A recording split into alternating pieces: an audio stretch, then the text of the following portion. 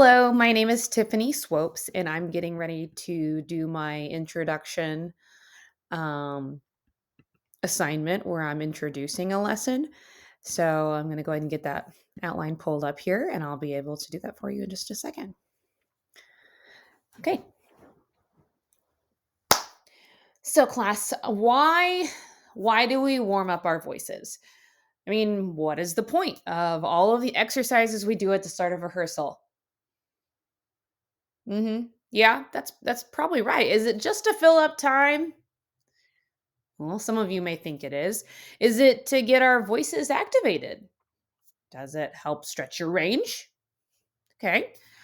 There's so many things that the warm up portion of our class that teaches us at a time. There's so many things that we learn during our warm ups, and sometimes that's rhythm, sometimes it's intonation, sometimes it's intervals, sometimes it's scales. And sometimes it's just a flat out reminder of how to breathe and count. But above all, our warm ups are like the foundation um, to teaching our bodies how to achieve a quality sound vocally. If we're working really hard to get a great sound during warm ups and we're not using any of that when we're singing our actual repertoire, there was no point in what we just did. So, that warm up is actually when we are reminding our bodies how to stand, reminding ourselves to keep our rib cage elevated, reminding ourselves to sleep, to breathe in through our diaphragm, reminding ourselves to keep that nice golf ball sized area in the back of our throat, reminding us to keep it all loose because as a singers, we have a lot to think about, just a lot. And the more we can just get our bodies to naturally do and train to do, we don't have to think about it as much. We just know that our bodies know how to stay in alignment.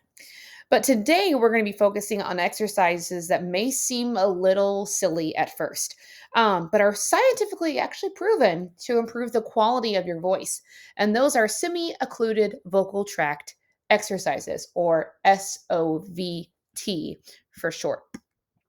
So let's start with the number one question in the room. What are semi occluded vocal tract exercises? What does that mean? So let's break down the words we know.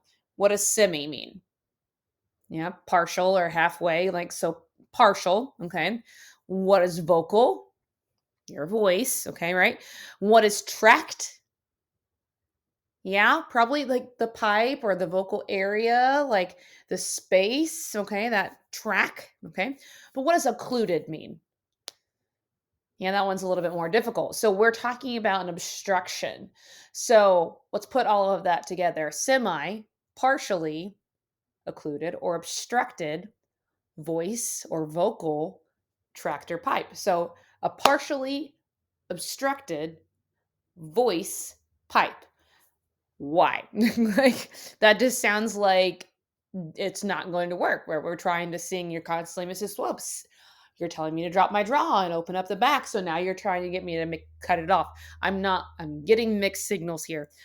So, what these SOVT exercises do for you is it allows you to train your body on how to sing where there's a balance of pressure under and over your folds. Okay, your vocal folds are here, right? And sometimes you go, bah! Well, that's not good singing, right? That doesn't sound good. And sometimes we get this, and we also know that that's not a quality sound either. So, what these SOVT exercises do is they help balance that pressure. They allow you to help control your breath support so you're not bursting forth with that sound, and also allows your vocal folds to vibrate with ease, which is what they are supposed to be doing. Okay. And a lot less effort. Sometimes we get so in our heads about all the things that are going on inside our bodies that we get tense and we don't know we're tense. So these exercises are meant to release that tension and allow your body just to do what it naturally does in a nice, safe way so that we can start training it to do that without these exercises. So, I know that you're thinking we already do a lot of breast support exercises. How are these going to be any different? So, the exercises are different in the way that you do them. So the first and number one exercise is the utilization of a straw. Now you all have straws in your binders. They are not to drink with. They're not to chew on. They're not to pick your teeth with. We are going to use these for our SOVT exercises. So go ahead and get your straw out, and I just want you to blow through it. Okay. You can feel that air, right? Okay. Now blow really hard. You really can't get too much air through that straw. So it's providing a limited amount of space for that air to get through. Okay. We'll also be doing some exercises on V's and Z's. Trilling, we do the brrr a lot, right? And we do the NG, the all of those type of exercises are somewhat occluded. Like do the NG. Where's your tongue? Yeah, it's at the top. It's in the way. It's obstructing. So there's a lot of SOVT exercises we've been doing for a long time. You just didn't know what to call them, or you also didn't know that they were more than just working on hitting those notes. So, how are these exercises going to benefit you? We are going to record ourselves. I know.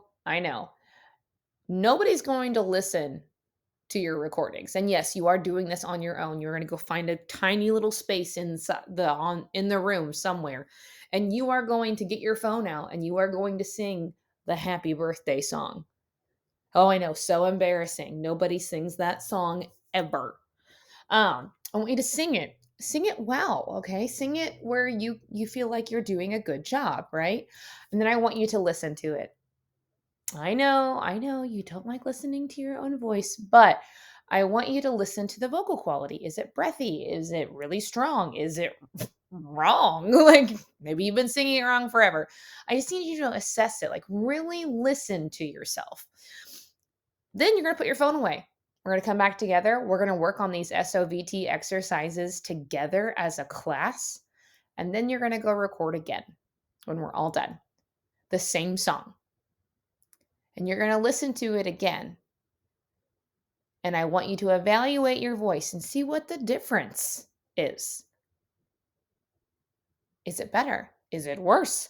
What do you hear that is different? And then we're going to come together as a class and just talk about it. We're not going to listen to each other's. I mean, you can let your friend listen to it if you'd like to.